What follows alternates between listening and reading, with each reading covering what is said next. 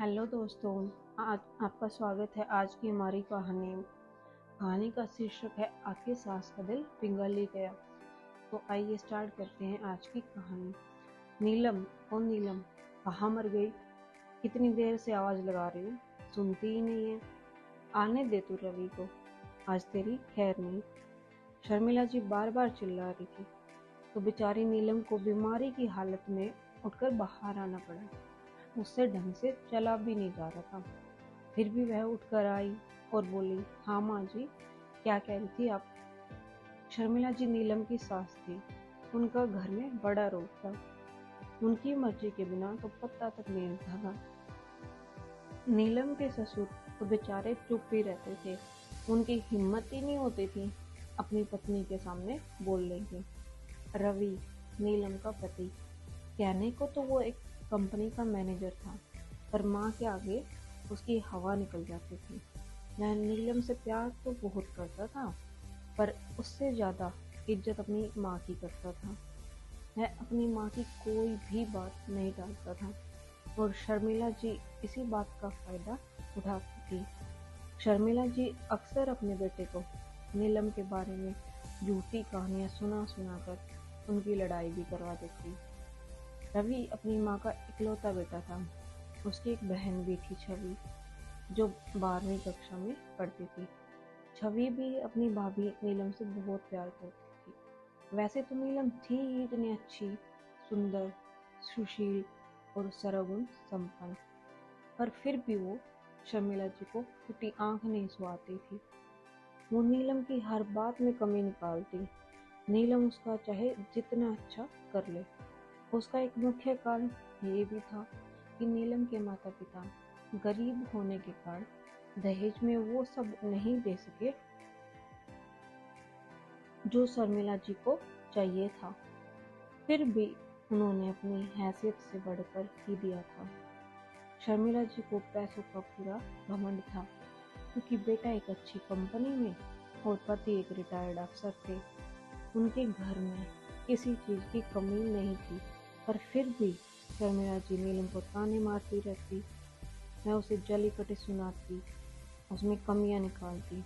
अब ये उसकी आदत बन चुकी थी। नीलम बेचारी चुपचाप सब कुछ बर्दाश्त करती रहती थी। पिछले 10 दिन से नीलम बहुत बीमार थी। शरीर से कमजोर तो वो पहले ही थी, बाकी सास के कारणों से जलती घुटती रहती, पर उसकी सास को कहाँ फर्क पड़ने वाला था। वो तो अपने आगे किसी को कुछ समझती ही नहीं थी। नीलम का हर बात पर अपमान करती रहती और नीलम हर बार खून का घूंट पीकर रह जाती। नीलम बेचारी बीमारी की हालत में भी घर का सारा काम करती, सास की हर बात मानती, पर फिर भी सास की नजरों में अपनी इज्जत नहीं बढ़ा पाई। धीरे धीरे समय बीतता गया। नीलम रवि की शादी को 1 साल हो गया तो रवि ने एक बड़ी पार्टी रखी, जिसमें रिश्तेदार, ऑफिस के लोग सभी शामिल थे। खाना पीना, डांस और गेम रवि ने अच्छे तरीके से अरेंज किया हुआ था। बराबर का साथ दिया नीलम और छवि ने। खुशनुमा माहौल था, सभी बहुत खुश थे। अचानक एक हादसा हो जाता है। शर्मिला जी के साथ किसी के हाथ से कोल्ड ड्रिंक का गिलास छूटकर नीचे फर्श पे गिर जाता है और कांच बिखर जाता है। शर्मिला जी डांस करने के लिए आगे आती हैं। उनके नीचे देखकर चलने की आदत तो थी नहीं, घमंड में जो चूर थी। अचानक उनका पैर फिसल जाता है और वो सिर के बल गिर जाती हैं। उन्हें काफी चोट लग जाती है। रवि जल्दी से डॉक्टर को बुलाता है। डॉक्टर उन्हें कंप्लीट बेड रेस्ट की सलाह देते हैं और दवाइयाँ लिख देते हैं।